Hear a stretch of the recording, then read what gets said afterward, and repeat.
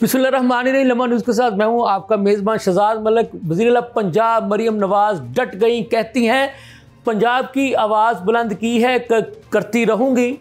माफ़ी नहीं मांगूंगी। जो मुझसे माफ़ी मंगवाना चाहते हैं वो इसी इंतज़ार में रहेंगे और मैं पंजाब की आवाम को डिलीवर करती रहूँगी। उन्होंने मज़ीद क्या कहा ये भी आपको आज के इस वीलॉग में बताऊँगा। पंजाब की तर्जमान अज़मा बुखारी ने सिंध की पीपल्स पार्टी की मरकज़ी रहनुमा शर्मिला फ़ारूकी को मुनाज़रे का चैलेंज कर दिया है और उन्हें कहा है कि तुम अपनी पीपल्स पार्टी की 11 साल हुकूमत की 11 मनसूबे गिनवा दो, मैं तुम्हें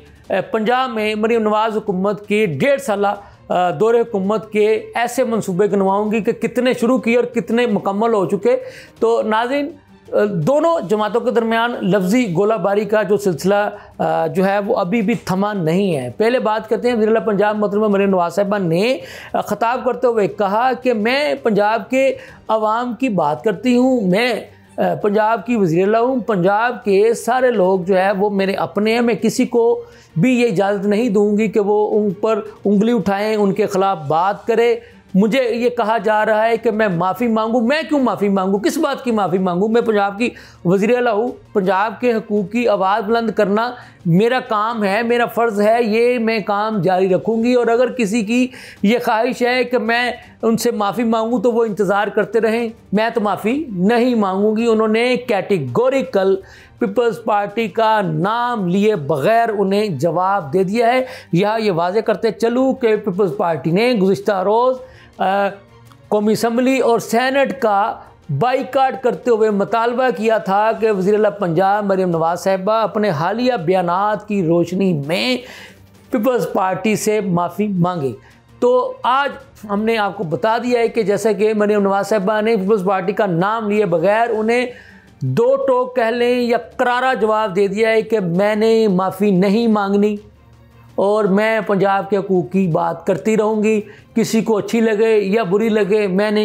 ये काम करना है और मैं ये काम करती रहूँगी। उन्होंने ये भी कहा कि पंजाब में कोई इम्तिहानी सेंटर बिकता नहीं है, ना ही पंजाब में कोई पोजीशन बिकती है और ना ही पंजाब में मेरिट से हटकर कोई काम होता है। तो उनका ये कहना था कि पंजाब के आवाम को डिलीवर करना, पंजाब के हर शोबे में इनकलाबी इक़दामात करना और पंजाब के अवाम के लिए दिन रात काम करना मेरा और मेरी वज़रा की टीम का ये फ़रीज़ा अव्वल है जो हम सर अंजाम दे रहे हैं। हमने जैसे पंजाब में सैलाब आया तो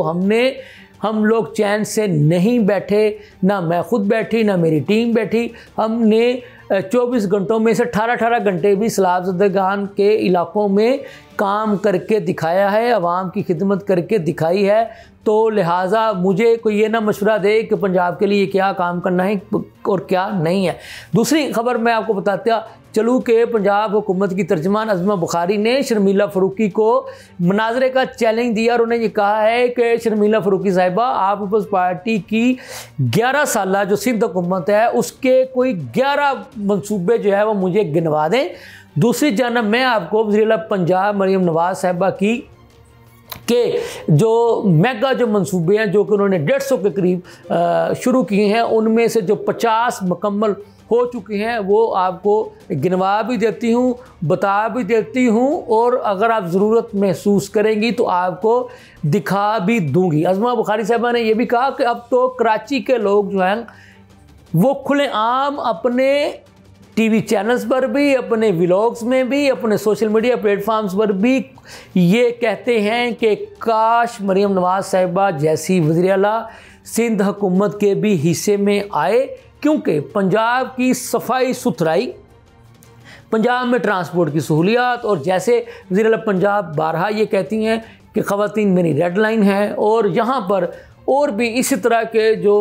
अपना घर अपनी छत स्कीम हो, ख़वातीन को स्कूटीज़ देने का काम हो, ख़वातीन को बाइख्तियार बनाने का काम हो, यहाँ पर जो अपना क्या कहते हैं माहौल दोस्त फ्री, पोल्यूशन फ्री बसें चलाने का मंसूबे हों, इसी तरह से स्कॉलरशिप देने का काम हो। तो उनका ये कहना था कि ख़ुद कराची के जो शहरी हैं वो पंजाब हुकूमत के इन इक़दामात की, इन मंसूबों की जो है वो तशहीर करते हुए दिखाई देते हैं। और वो बरवला कहते हैं कि काश मरीम नवाज़ साहिबा सिंध को भी मिली होती तो आज सिंध के हालात जो है वो खंडरात में ना बदली हो चुके होते, जो कि हो चुके हैं। तो अज़मा बुखारी साहिबा का कहना था कि शर्मिला फ़रूकी साहिबा ज़रा टाइम निकाल कर अपने कराची के शहरियों के व्लॉग्स देख लें, उनकी सोशल मीडिया की रील्स देख लें, उनके तबसरे देख लें और उनके टीवी चैनल्स पर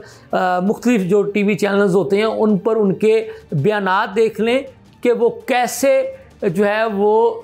पंजाब और सिंध का जो है वो तकाबली जायज़ा लेते हैं और ख़ुद इस बात को तस्लीम करते हैं। और ये बात मैं ख़ुद भी आपको ये बात बताता चलो, मेरे भी बहुत सारे अजीज़ों का अरब जो है वो जब कराची से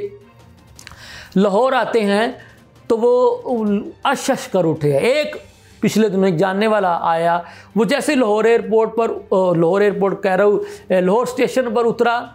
तो उसके ये ख्याल थे, ये बयान थे कि लाहौर स्टेशन पर लैंड करते ही ऐसे गुमान हो रहा था कि शायद जैसे ये कोई एयरपोर्ट हो। तो कहने की बात यह है कि ये अज़मा बुखारी साहिबा का ये बयान जो है ये बिल्कुल हक़ाइक़ पर मबनी है कि कराची के शहरी बिलखुसूस लाहौर और पंजाब के तमाम अज़ला में जो कि मसावी तौर पर सफाई सुथराई के काम हो रहे हैं, बड़े बड़े मंसूबों पर काम हो रहा है। आपने देखा कि वज़ीर-ए-आला पंजाब रोज़ाना की बुनियादों पर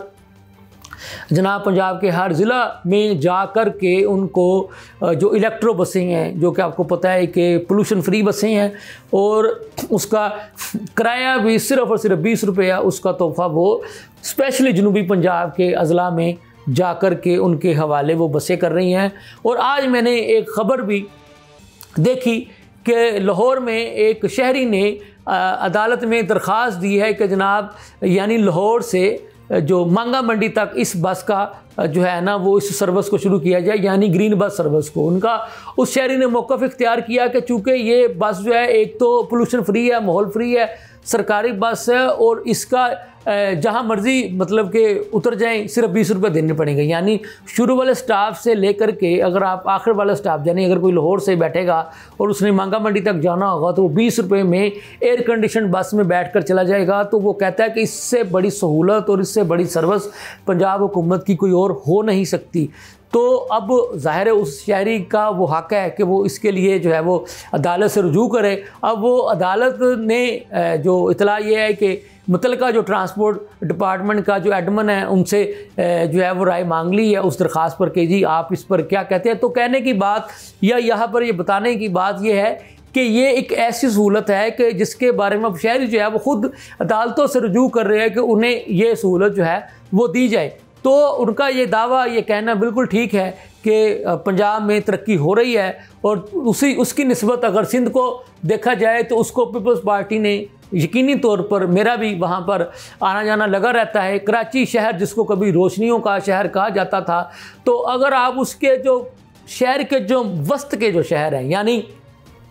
जहाँ पर बानी पाकिस्तान जनाब कायदे आज़म मोहम्मद अली जिन्ना साहब का मज़ार है, उसके अतराफ़ के रोड्स को ही देख ले, जैसे गुरु मंदिर को देख ले, जहांगीर रोड को देख ले, तीन हट्टी को देख लें, पटेल पाड़ा को देख लें। ये जो मैं इलाकों के नाम ले रहा हूँ तो जो वहाँ पर रहने वाले हैं या जिनका आना जाना लगा रहता है तो वो समझ रहे हैं कि मैं ये आपको वो इलाके गिनवा रहा हूँ जो उसके सराउंडिंग में आते हैं जनाब जिन्ना साहब के मज़ार के इर्द गिर्द। तो वो इलाके खंडरात में तब्दील हो चुके और वो शहर का वस्त है। तो कराची शहर के नवाह का क्या हाल होगा उससे आप अंदाज़ा लगा लें। तो ख़ुद इनकी जो वहाँ की जो इनकी जो मुखालिफ सियासी जमातें हैं वो भी कहती है कि ये इधर ये से सड़क बना के जाते हैं, हत्ता के हाईवे रोड बना के जाएँ तो वो धड़ाम से बैठ जाते। और आपको याद होगा कराची में एक बड़ा पुल जो है वो फ्लाईओवर जो है वो बनाया था तो इफ्तिताह के फौरी बाद वो भी धड़ाम से गिर गया था। तो अब बात यह है कि अब देखना, अब लोग बाशऊर हैं, सोशल मीडिया देखते हैं, तकाबली जायज़ा वो लेते हैं। पीपल्स पार्टी वालों आपके लिए ये लम्हा फ़िक्रिया है, ये लफ्ज़ी गोलाबारी आप जारी रखें, आप सियासी जमात हैं, ये आपका हक़ है, लेकिन हक़ाइक़ कौम को बताना वो हमारा भी फ़र्ज़ है। तो अब लोगों को भी नज़र आ रहा है ना कि पंजाब में क्या, और आप इनको तख्त लाहौर का ताना देते हो ना, तो आप भी तख्त कराची को ठीक करके दिखा लो, और कुछ नहीं तो तख्त लाड़काना को ठीक करके दिखा दो।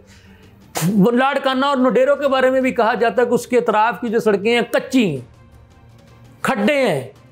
उसका ही जवाब दे दो। अब आपने जवाब देना नून लीग को, मैंने तो सिर्फ आपको मेन चीज़ें जो हैं वो बताई हैं। इसके साथ ही मुझे इजाज़त दीजिए, अल्लाह हाफिज़।